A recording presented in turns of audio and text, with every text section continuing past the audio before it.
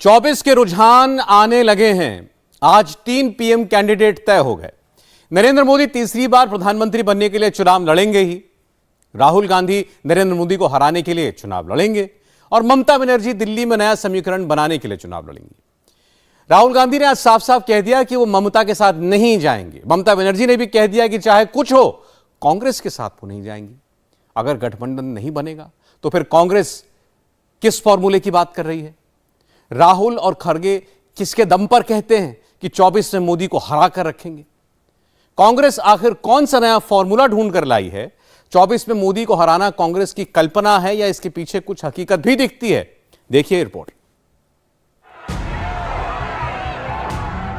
क्या नरेंद्र मोदी को हराना इतना आसान है? Let 100 Modis or Shah come.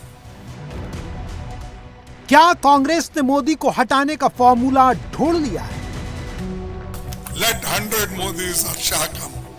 The alliance government will come in center. Congress will lead.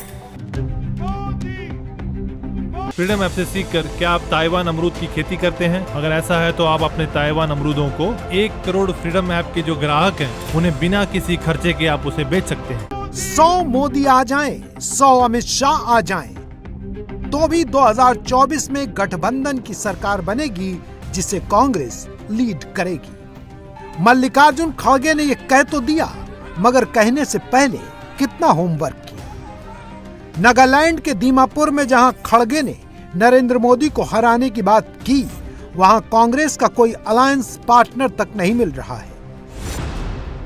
Nagaland में national democratic progressive party NDPP के साथ बीजेपी का अलायंस है।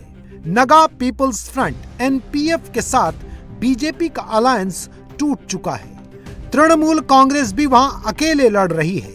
इनमें से किसी भी पार्टी को कांग्रेस के साथ नहीं आना। उत्तर पूर्व में एक और राज्य मेघालय में भी कांग्रेस के लिए हालात ऐसे ही हैं। मेघालय में नेशनल पीपल्स पार्टी एनपीपी कांग्रेस के साथ नहीं जाती।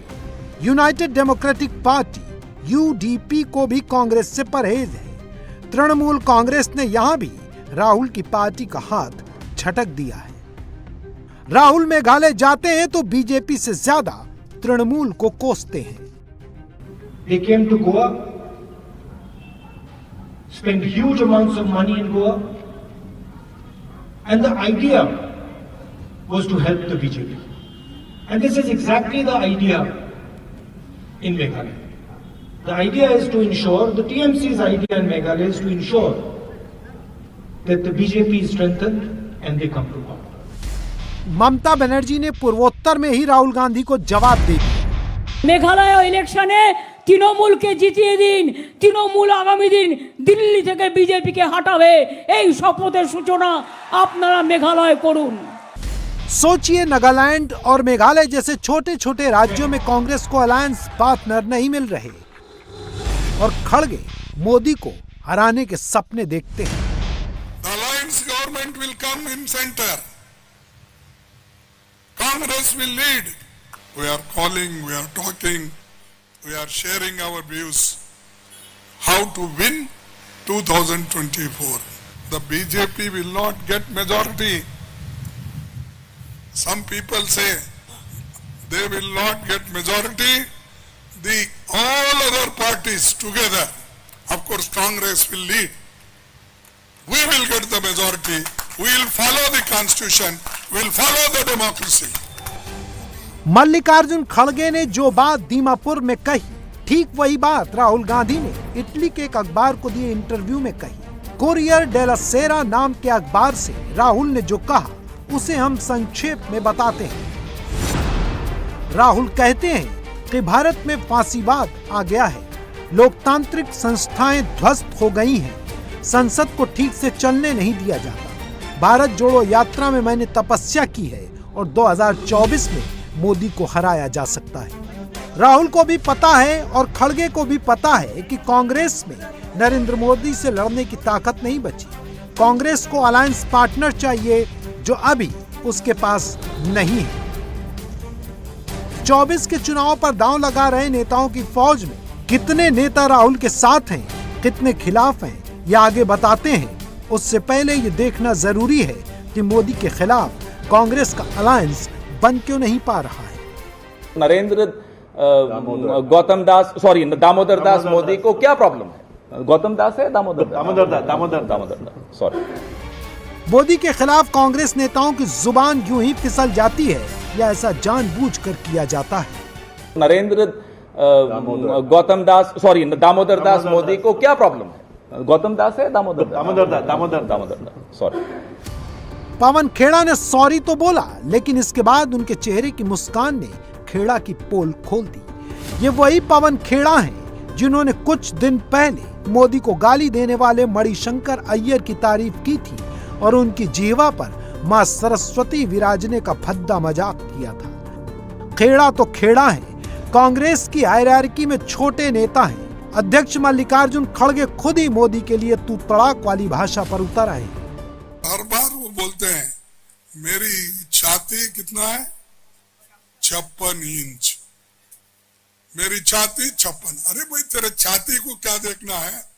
अगर तू दुबला है तो भी चलेगा, लेकिन देश को दुबला मत बनाओ।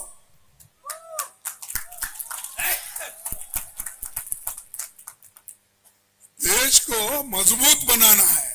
हम जो मजबूत बनाए हैं तुम उसको वीक बना रहे हो। मोदी के लिए खड़गे की डिक्शनरी पर गौर कीजिए। तू, तेरी छाती, दुबला भी चलेगा, कमजोर। कांग्रेस के नेता ये भूल जाते हैं कि जब जब मोदी पर पर्सनल अटैक होता है मोदी की सीट बढ़ती है। 14 में यही हुआ, 19 में यही हुआ, 22 में यही हुआ और अब 24 में यही होने वाला है। कांग्रेस नेताओं की जुबान पार्टी की ताकत से ज्यादा चलती है। ये बात बीजेपी यूं ही नहीं कहती है। जब से राहुल गांधी कांग्रेस पार्टी के नेता बने तब से कांग्रेस पार्टी के नेताओं का स्तर दिन प्रतिदिन नीचे जाता है। जिस प्रधानमंत्री जी ने देश के 80 करोड़ गरीबों के जीवन में खुशहाली लाई, देश की सुरक्षा सुनिश्चित करी, देश का आर्थिक विकास सुनिश्चित करा और दुनिया भर में जिस प्रधानमंत्री का सम्मान होता है, हमारे प्रिय प्रधानमंत्री नरेंद्र मोदी जी के लिए जिस प्रकार की भाषा का प्रयोग होता है, मैं इसकी घोर निंदा करता हूं।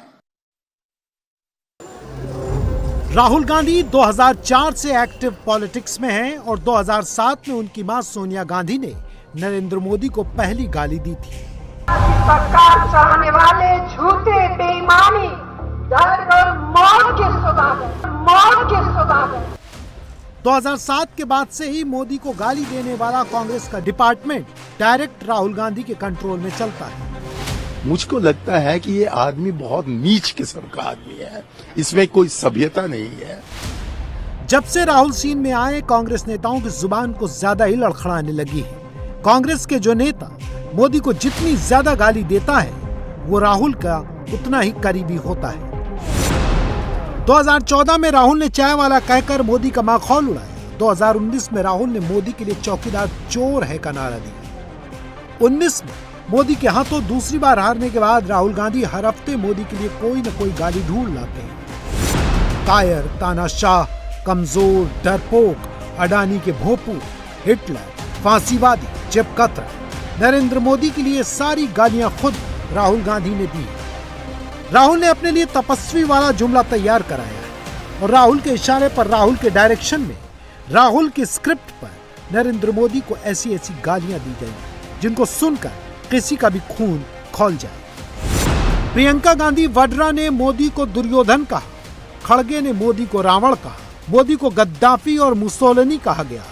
जनरल डायर हिंदू जिन्ना, कातिल, रंगा बिल्ला, अनपढ़ गंवार निकम्मा और औरंगजेब का आधुनिक अवतार, स्टूपिड पीएम, नालायक बेटा, लोकतंत्र विनाशक, नीच आदमी, मोहम्मद बिन तुगलक, अजहर मसूद, ओसामा, दाऊद इब्राहिम, मानसिक बीमार, बंदर, पिच्छू, मोदी की बोटी बोटी काट देंगे, कायर, मनोरोगी, खिसियानी बिल्ली, जालिम, हत्यारा, मूर्ख, गंदी नाली, जल्लाद, काला अंग्रेज, खाल उधड़वा देंगे, नमक हराम, एनाकोंडा।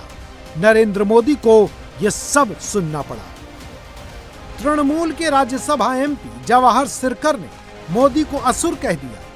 कांग्रेस ने इसे भी दोनों हाथों से लपक लिया। बुजुर्गों के पास विजडम होती है, उनके पास एक्सपीरियंस होता है, बहुत दूर जाने की जरूरत नहीं है।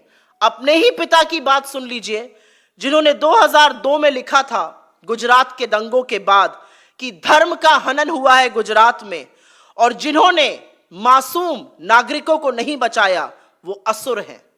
अपने ही पिता की बात सुनिए, जिन लोगों का डंका आज आप बजा रहे हैं, जिन लोगों का गुणगान आज आप कर रहे हैं, उन्होंने असुरों का काम किया है। ये मेरे शब्द नहीं है, ये आप ही के पिता के शब्द हैं। वो भले बुजुर्ग होंगे, लेकिन विजडम और एक्सपीरियंस ये कहता है कि आप उनकी बात सुनिए। मोदी को इतनी गालियां देने वाली पार्टी के अध्यक्ष कहते हैं कि 24 में वो मोदी को गद्दी से हटा देंगे। कांग्रेस के राष्ट्रीय अध्यक्ष मल्लिकार्जुन खड़गे प्रधानमंत्री नरेंद्र मोदी का जो बयान 56 इंच के सीने वाली थे उस पे अटैक करते हुए कि देश को कमजोर कर रहे हैं, और जो उनकी भाषा थी वो तू दुबला हो जाए तो क्या फर्क पड़ता है, तू देश को दुबला मत कर, तू तड़क वाली भाषा का इस्तेमाल किया उन्होंने। कैसे देखते हैं इसे? देखिए, मल्लिकार्जुन जी जिस पद पे हैं, खड़गे जी से ऐसी भाषा की उम्मीद तो देश नहीं कर सकता। लेकिन मुझे लगता है कि वो उन फ्रस्ट्रेशन में कांग्रेस पार्टी है, उनके आका बुआ और फ्रस्ट्रेशन में हैं। और जहाँ तक गाली देने का सवाल है, ये तो कांग्रेस की संस्कृति है। सोनिया जी से लेके राहुल गांधी तक सबने मोदी जी को गालियाँ ही दी है। इसलिए मैं खड़गे जी के ऊपर कुछ कहना नहीं चाहूँगा, लेकिन एक चीज़ कहूँगा, खड़गे जी गाली दे करके आप अपनी सरकार, अपनी पार्टी को बड़ा नहीं कर सकते। आज देखें, मोदी ने पूरे दुनिया में भारत का डंका बजाया है।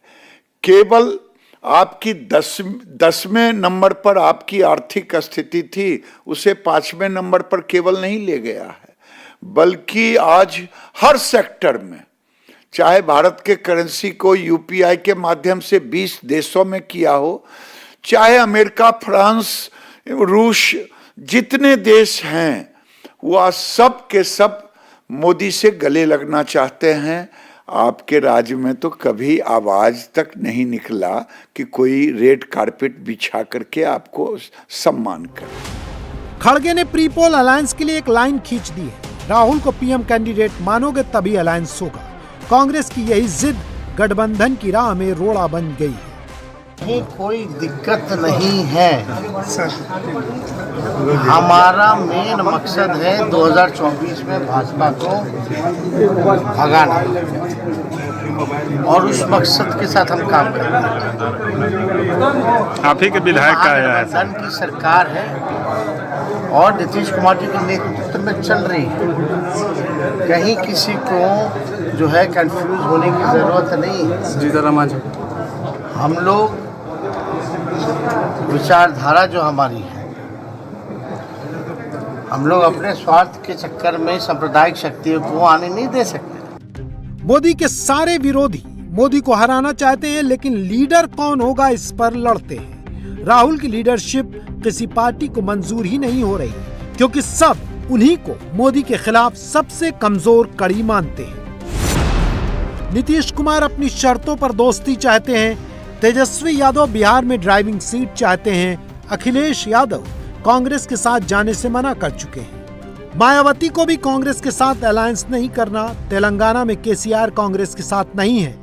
ओडिशा में नवीन पटनायक फ्रीडम ऐप से सीखकर क्या आप ताइवान अमरूद की खेती करते हैं? अगर ऐसा है तो आप अपने ताइवान अमरूदों को 1 करोड़ फ्रीडम ऐप के जो ग्राहक हैं उन्हें बिना किसी खर्चे के आप उसे बेच सकते हैं। कांग्रेस के साथ नहीं है।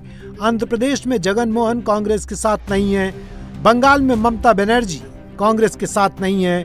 लेफ्ट बंगाल में कांग्रेस के साथ है, केरल में उसके खिलाफ है।